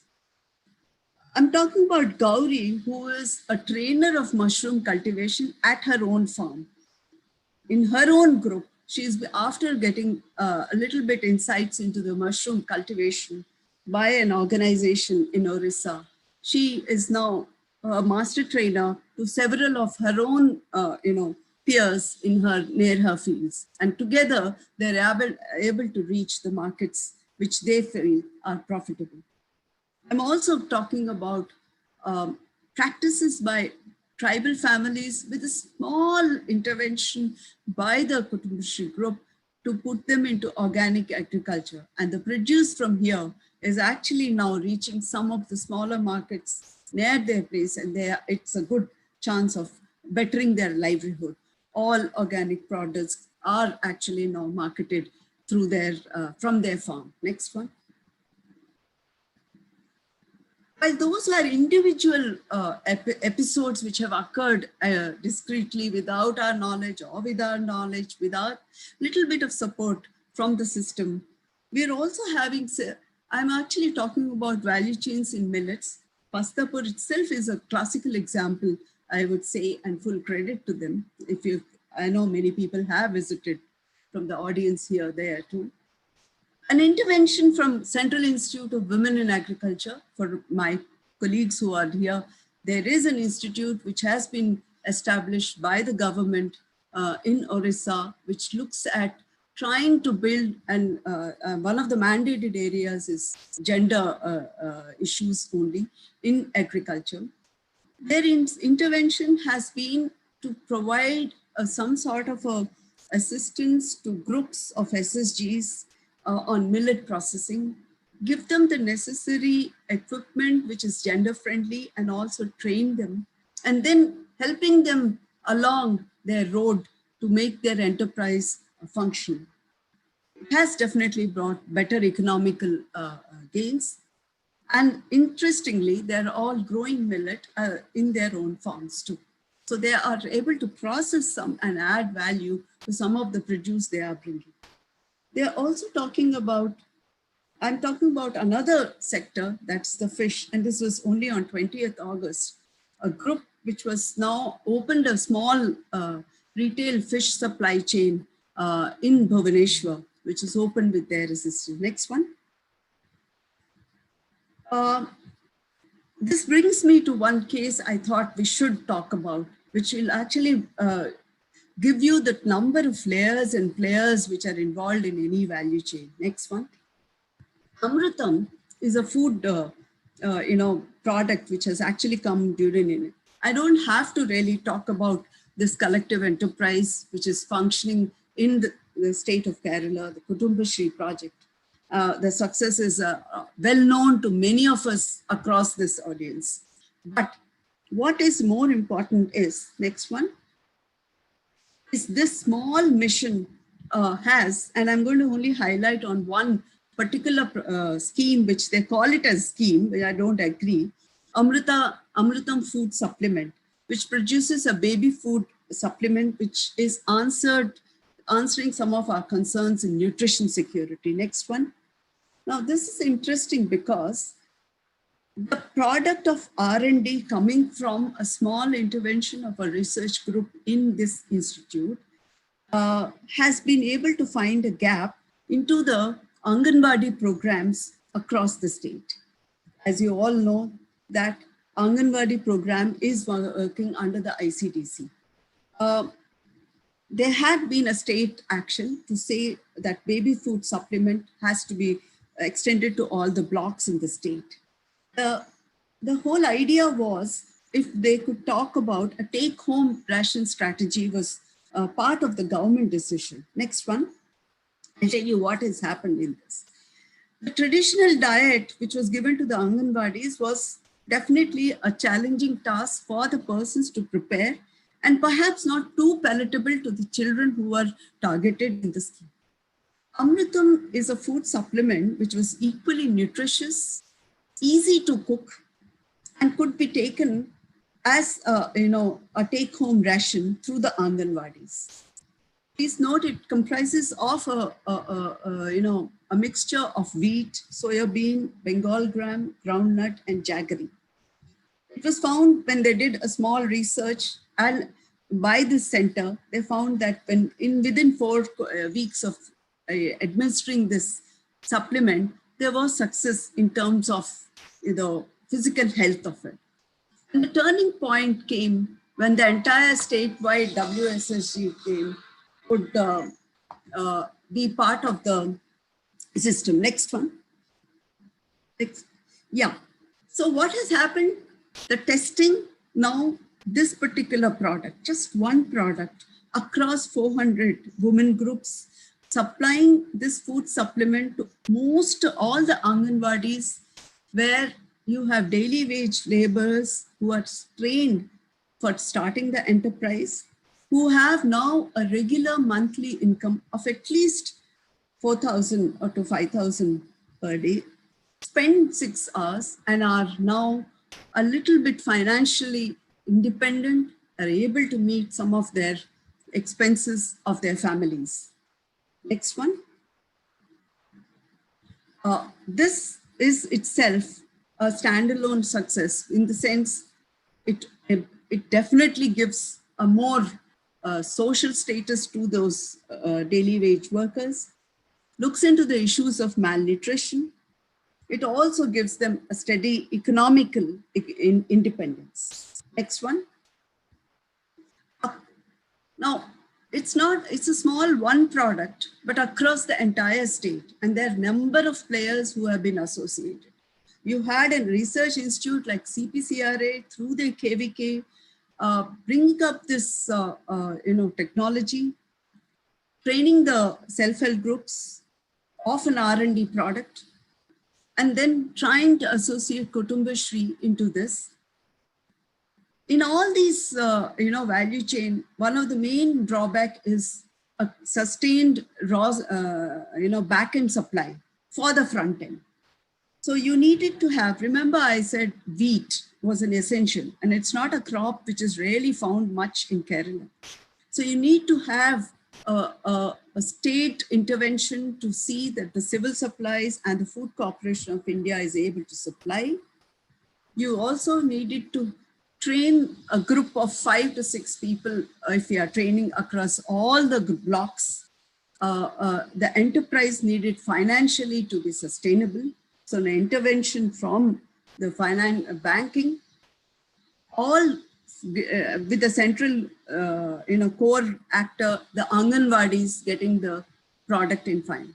What I was trying to actually say is, if you're talking about value chain, there has to be a huge ecosystem and a recognition of the partners, an amicable recognition of each other's role, and trying to see that the system can, be sustained.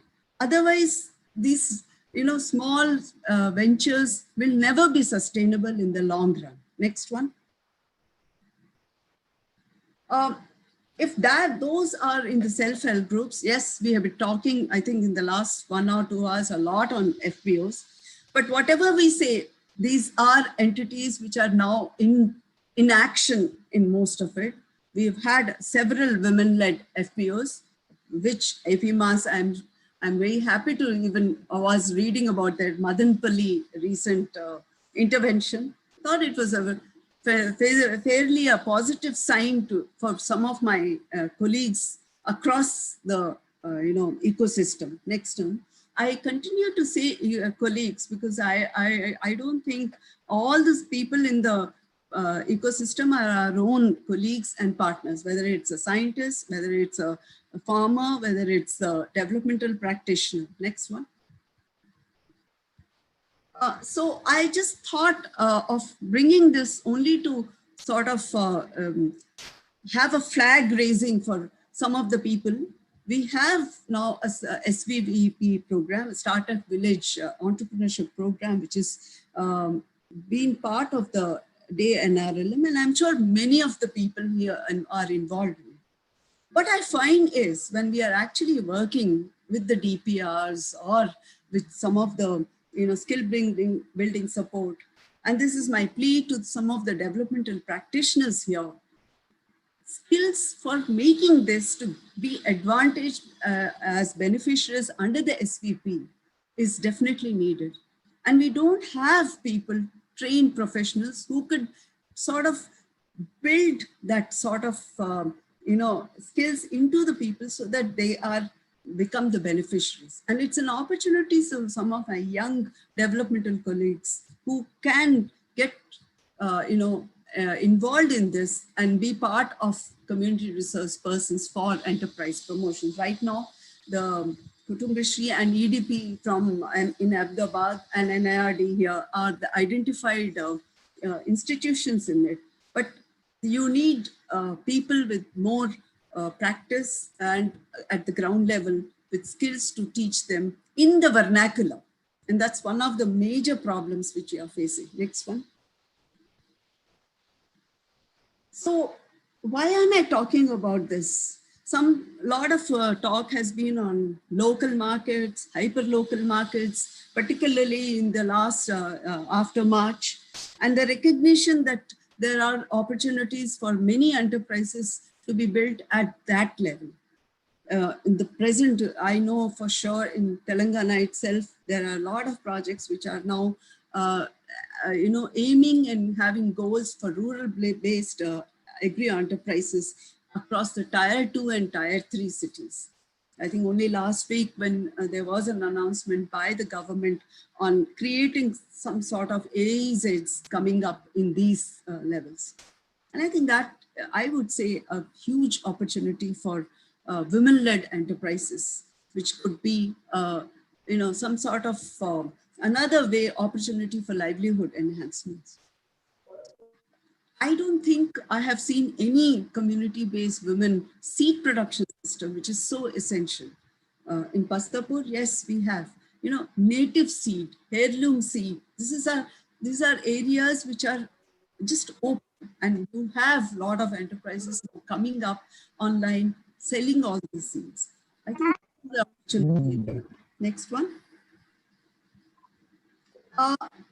I have been talking about something which is coming from bottom, and I'm just trying to talk about some startups which are coming from the other side of the facet. And I would like to bring this only because I wanted to see if we can merge these startups with something which is happening in the rural sector. You will all agree that there are certain interventions required by the technology. This Zoom meeting itself is technology-led, and technology has been some of the bane also. Similar thing is also in agriculture. Next one. You do have several women also who are starting.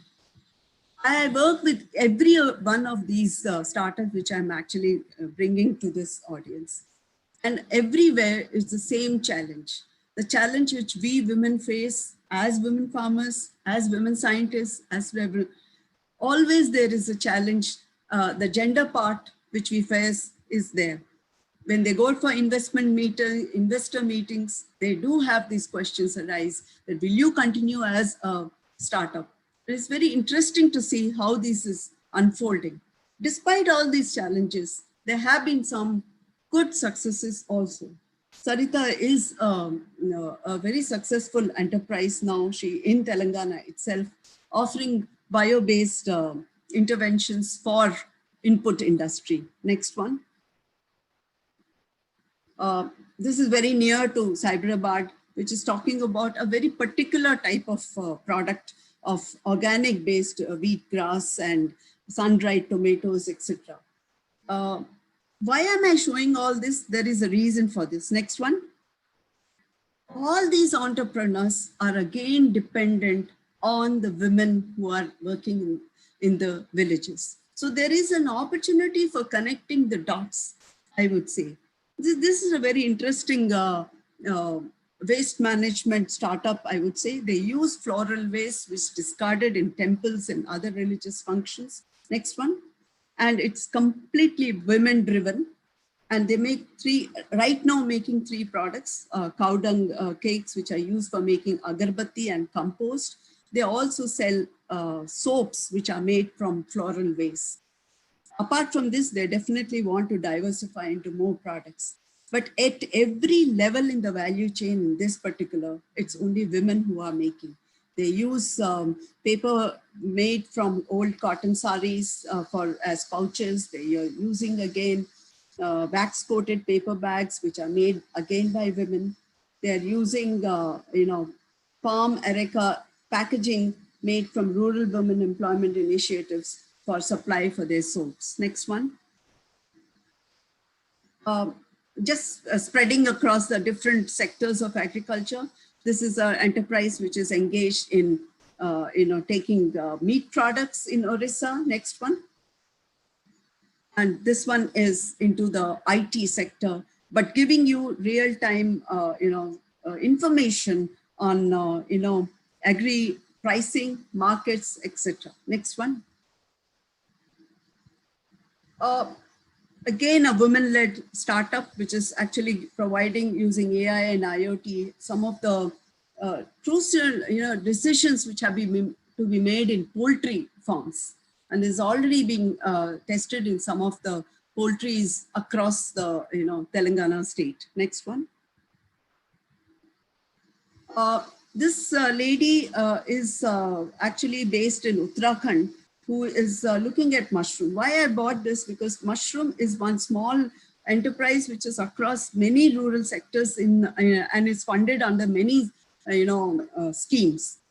This startup looks at training women in back-end production of mushrooms, but her target is on mushrooms which are identified for the pharmaceutical use as well as for health purposes. She only looks at those. So she is now in Uttarakhand looking at almost 6,000 farmers who have been trained, and they do this as a cottage industry, the raw back end, and then she takes these products from them and puts them into the verticals. Next one. Next one.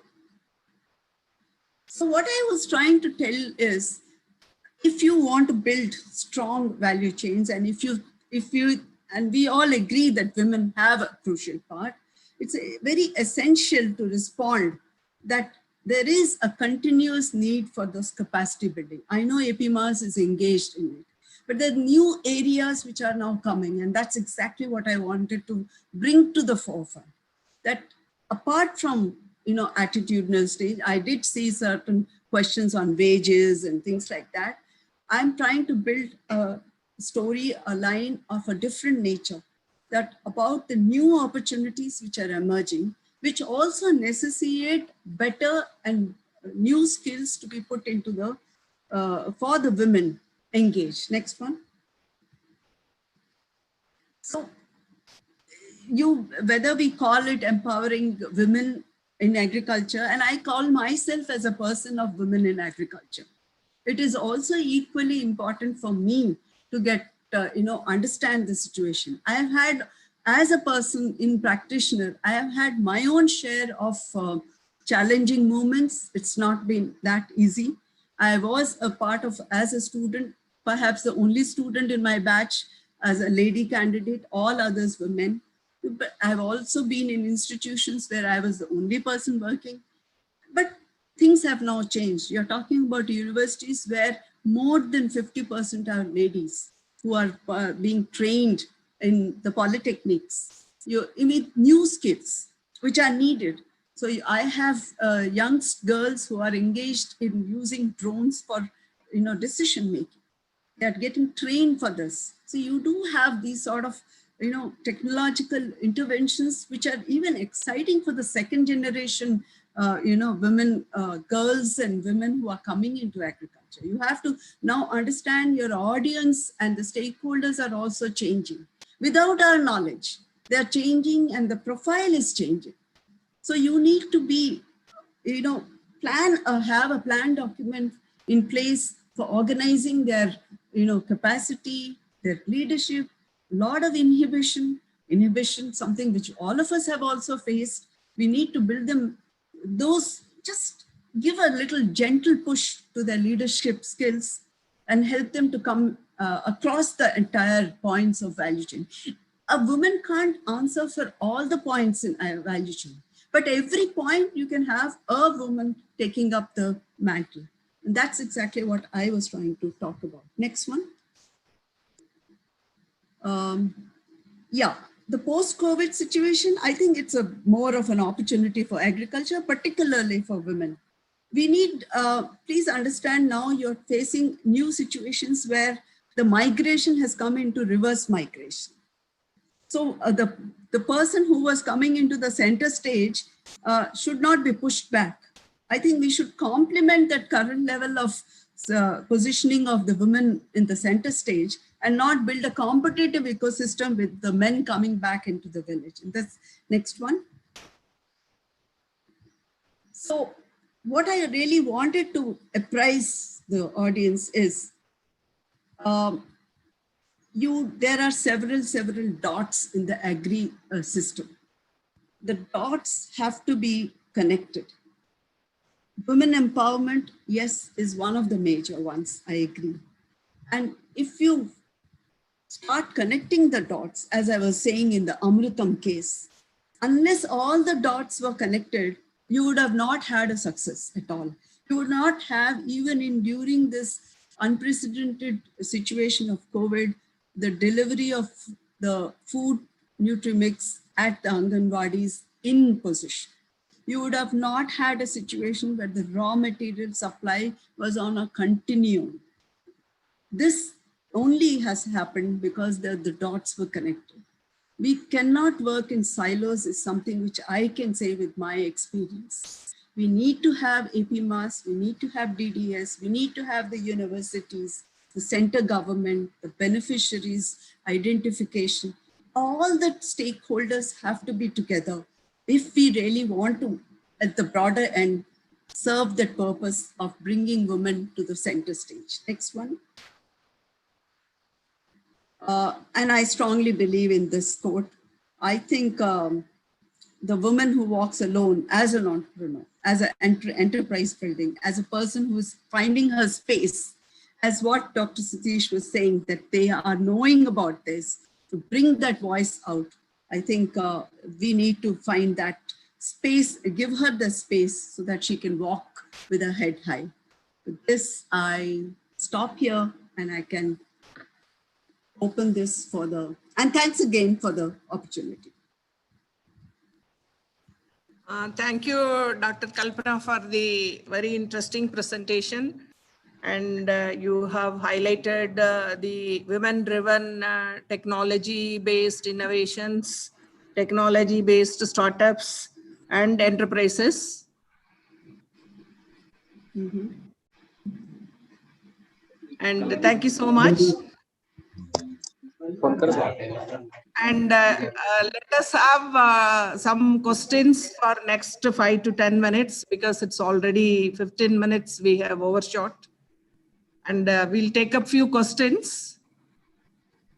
Please type in the chat box, whoever wants to ask.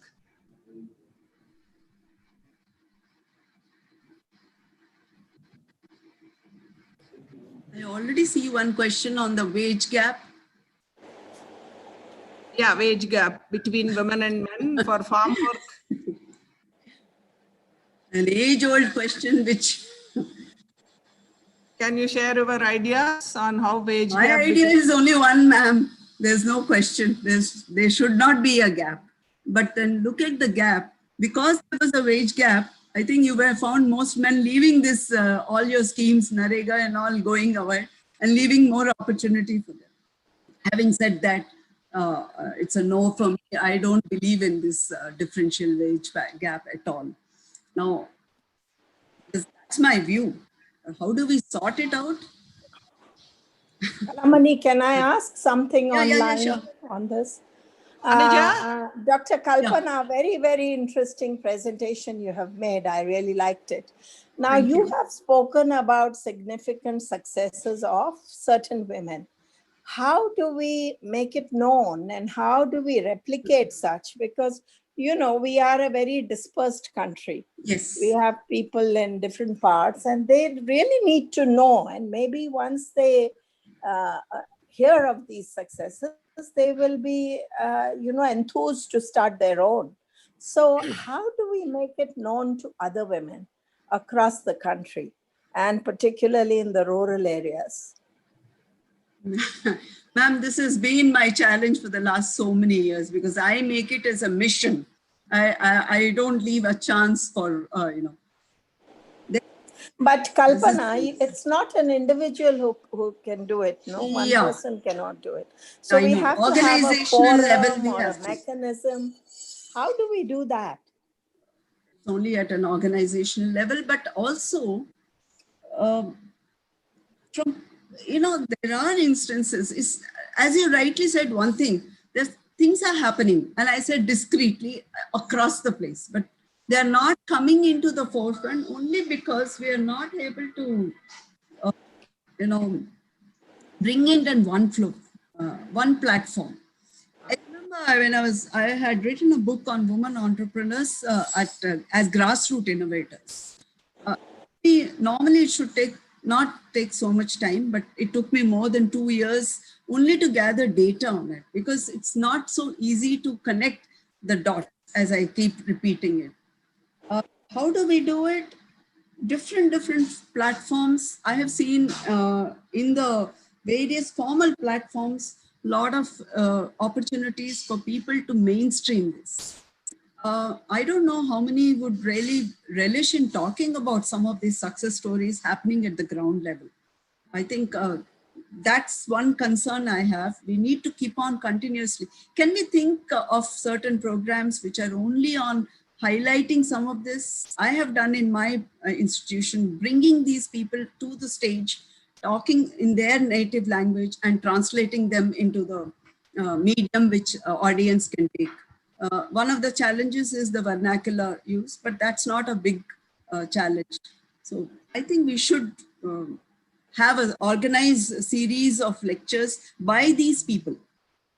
That can be one way of bringing it out.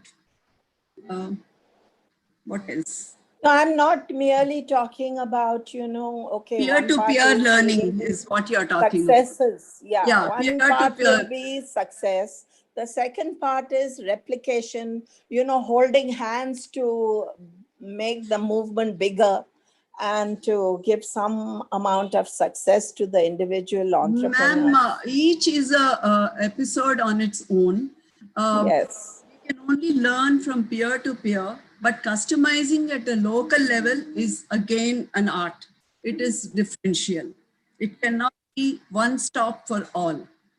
Let's. Yeah. Okay.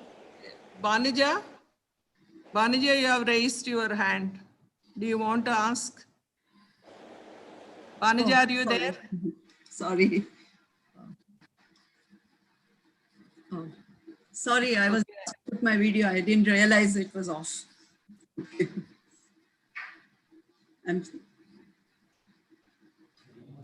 Anyone else? Have you realized that using technology has, we are ourselves getting a little concerned and facing challenges?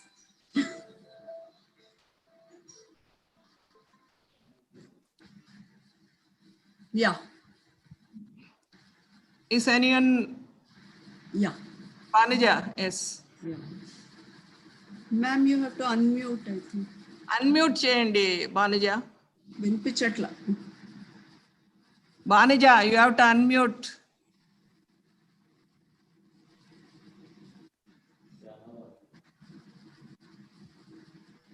Unmute cheyaledu.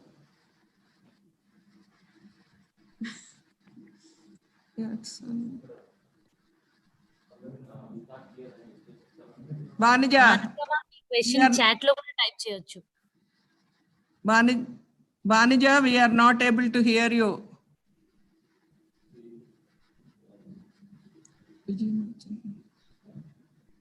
Banuja. Okay. She's not able to.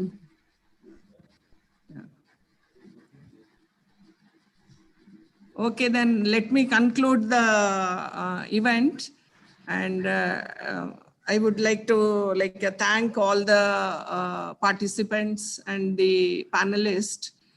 And actually, we need to create the ecosystem and the environment for the women to get that level playing ground. And we should not create any hurdles or challenges. And if we do not create challenges or constraints, women, they themselves, they will be able to move forward. Now, like Soma is here representing Makam, and I think there are few other friends are also there. Yeah. And now we are thinking of looking into policy issues and the grassroots level, what are the experiences women have demonstrated, sharing of that experiences, and doing a study. Women are enabled. How is the ecosystem favorable for the women at the entry level, participation level, and leadership level across the value chain and across many aspects that Makam is looking into. And it's a long way to go. Only we have successful demonstrations and models, but all this need to be mainstreamed. Unless we have the favorable policy environment, unless we have the favorable ecosystem, it will be very difficult. Spillover. Ma'am, can I add this thing to your... It will be very difficult to whatever we say, women in agriculture, that will be very difficult to achieve. So let us create that ecosystem, let us create that enabling environment, so that women, they themselves, they move forward and they empowered by themselves, and also they empower others. So whenever we face problem, we think of women. Now, there is a global crisis, and we talk of nutrition and we think of women. And there is a climate change issues, we think of women. So whenever we face problem, whenever the society is facing problem, we think of women.